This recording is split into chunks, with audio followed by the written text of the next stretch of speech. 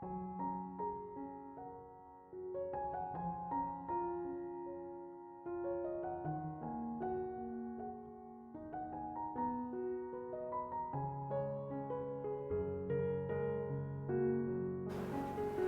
Ibu, Saudara-saudari, adik-adik kaum muda yang terkasih, jumpa lagi dengan saya, Pastor Jack Buran SSCC dari Rumah Retret Batam Oase Center.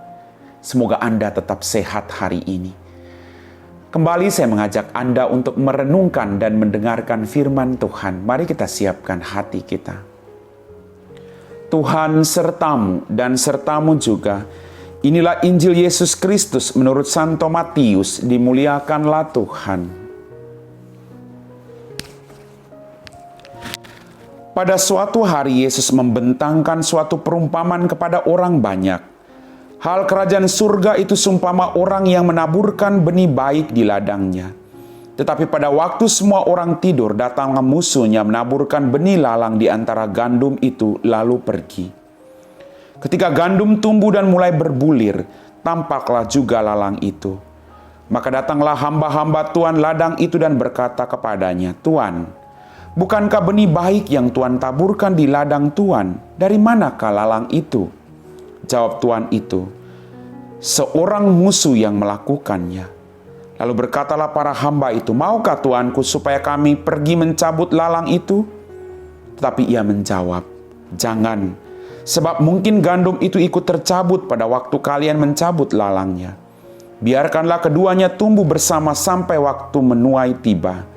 Pada waktu itu, aku akan berkata kepada para penuai, kumpulkanlah dahulu lalang itu, dan ikatlah berberkas-berkas untuk dibakar. Kemudian kumpulkanlah gandumnya ke dalam lumbungku." Demikianlah sabda Tuhan. Bapak, Ibu, Saudara-saudari, adik-adik kaum muda yang terkasih.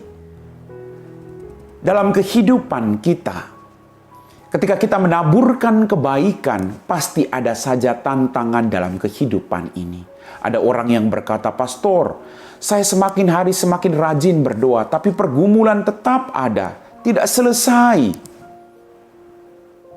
Jangan pernah berhenti untuk terus berjuang. Ketika Anda melakukan kebaikan, kalau Anda menemukan bahwa ada orang yang tidak menyukai Anda, itu tantangannya. Bekerjalah bukan untuk manusia, tetapi untuk Allah. Maka apapun tantangan situasi hidupmu akhir-akhir ini, tetap berjuang Bapak Ibu. Kadang semakin orang mendaki gunung yang tinggi, badainya semakin kencang.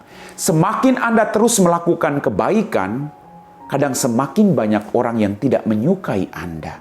Mungkin orang akan mengatakan, cari muka. Dia berbuat demikian supaya dipuji orang.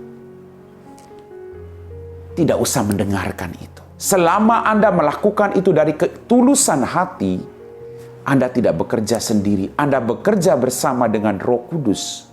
Karena Roh Kuduslah yang menggerakkan Anda pertama-tama untuk melakukan kebaikan bagi dirimu dan bagi orang-orang yang ada di sekitarmu. Teruslah berbuat baik. Tantangan selalu ada sampai kita menutup mata. Teruslah berbuat baik, maka kebaikan demi kebaikan akan mengikuti dirimu.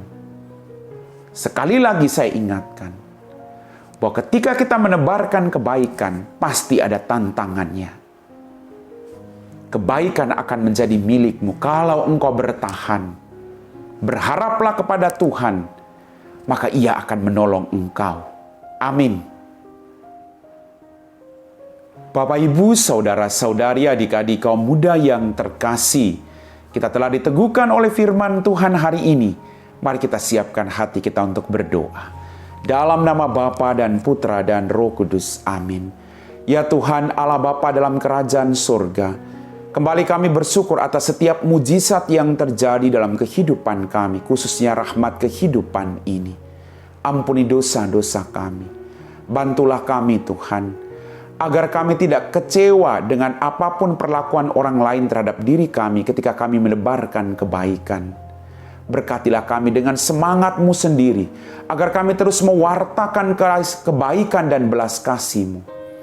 Berkatilah kami semua dengan rahmat kesehatan, kebahagiaan, rezeki yang secukupnya. Berkatilah juga orang-orang yang saat ini sedang bekerja, khususnya bekerja demi kemanusiaan. Semoga apapun tantangan hidupnya, mereka tidak berhenti, tapi terus bersama-sama Engkau menebarkan belas kasih-Mu. Kami puji Engkau Bapa, kini dan sepanjang segala masa. Amin. Tuhan sertamu dan sertamu juga. Semoga kita sekalian diberkati oleh Allah yang Maha Kuasa, Bapa dan Putra dan Roh Kudus. Amin.